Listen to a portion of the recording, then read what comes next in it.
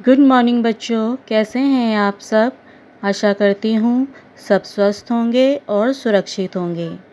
तो चलिए आज की हिंदी क्लास शुरू करते हैं और आज की हिंदी क्लास में हम पढ़ेंगे वाक्य के भेद।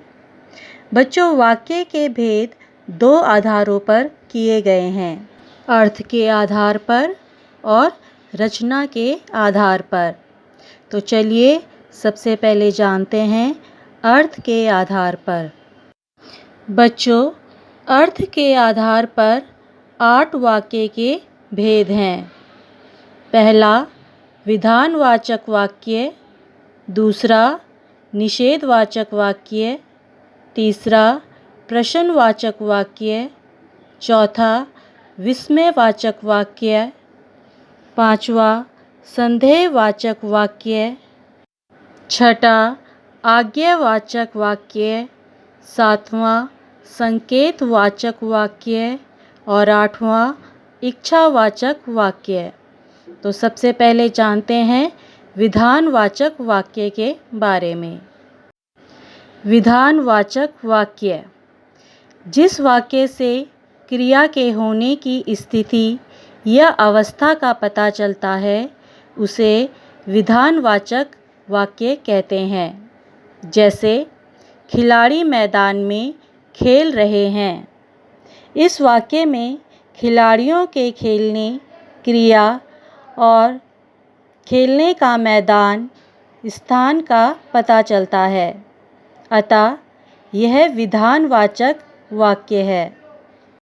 अब जानते हैं निषेधवाचक वाक्य, जिस वाक्य से क्रिया के ना होने का पता चलता है उसे निषेधवाचक वाक्य कहते हैं। जैसे सीमा गीत नहीं गाएगी। इस वाक्य में सीमा के गीत ना गाने का पता चलता है, इसलिए यह निषेधवाचक वाक्य है। विस्मयवाचक वाक्य, जिस वाक्य में आश्चर्य, खुशी, दुख, घृणा आदि का भाव प्रकट होता है उसे विस्मयवाचक वाक्य कहते हैं। जैसे अरे दीपक, तुम आ गए। इस वाक्य में पता चलता है कि किसी ने दीपक को अचानक देखा है, इसलिए आश्चर्य के कारण उसके मुंह से निकल पड़ा, अरे दीपक, तुम आ गए। इस वाक्य में आश्चर्य का भाव प्रकट हो रहा है, अतः यह विस्मयवाचक वाक्य है। अब जानते हैं प्रश्नवाचक वाक्य, जिस वाक्य से यह पता चले कि किसी से कोई प्रश्न पूछा जा रहा है उसे प्रश्नवाचक वाक्य कहते हैं। जैसे तुम्हारा नाम क्या है। बच्चों, इस वाक्य में किसी से उसका नाम जानने के लिए प्रश्न किया गया है कि तुम्हारा नाम क्या है, अतः यह प्रश्नवाचक वाक्य है। संदेहवाचक वाक्य, जिस वाक्य में कार्य के होने में संदेह प्रकट हो उसे संदेहवाचक वाक्य कहते हैं। जैसे शायद आज वर्षा होगी।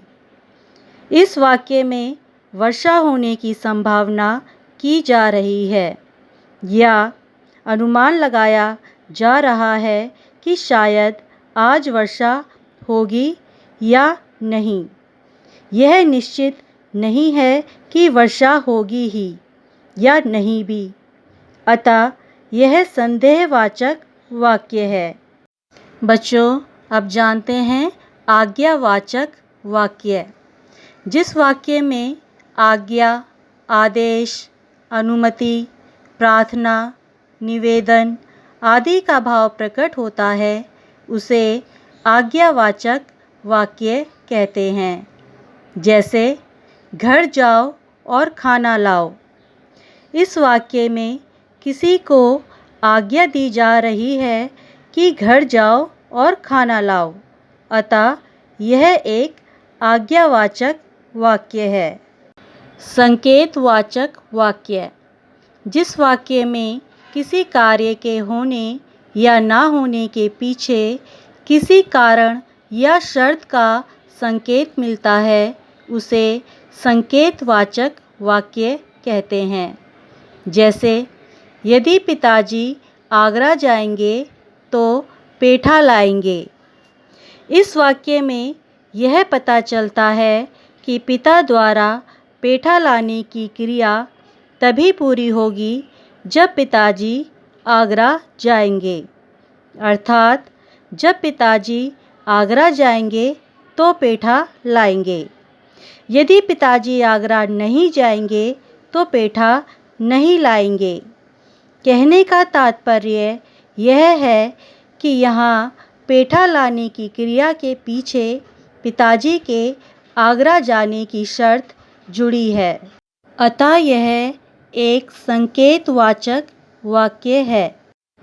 इच्छावाचक वाक्य, जिस वाक्य में इच्छा या कामना का भाव प्रकट होता है उसे इच्छावाचक वाक्य कहते हैं। जैसे ईश्वर तुम्हें लंबी उम्र दे।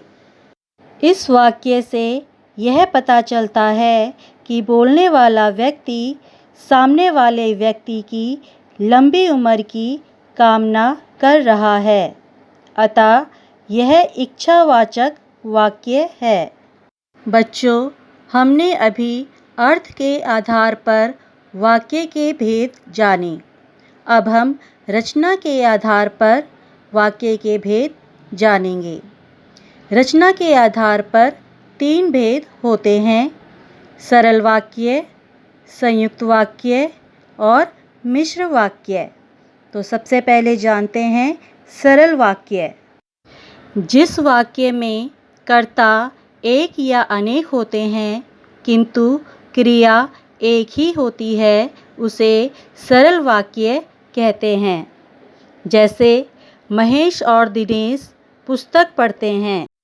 बच्चों, इस वाक्य में कर्ता 2 हैं, महेश और दिनेश, लेकिन क्रिया एक ही है, पढ़ते हैं।